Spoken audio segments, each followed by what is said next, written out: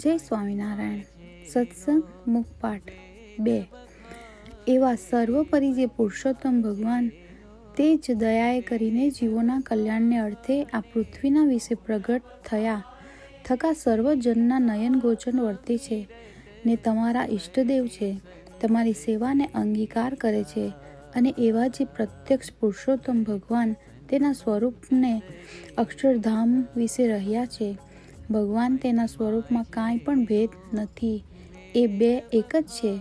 અને જેવા જે આ પ્રત્યક્ષ પુરુષોત્તમ ભગવાન તે અક્ષરાદિ સર્વના નિયંતા છે, ઈશ્વરના પણ ઈશ્વર છે અને સર્વ કારણના પણ કારણ છે ને સર્વોપરી વર્તે છે અને સર્વ અવતારના અવતારી છે.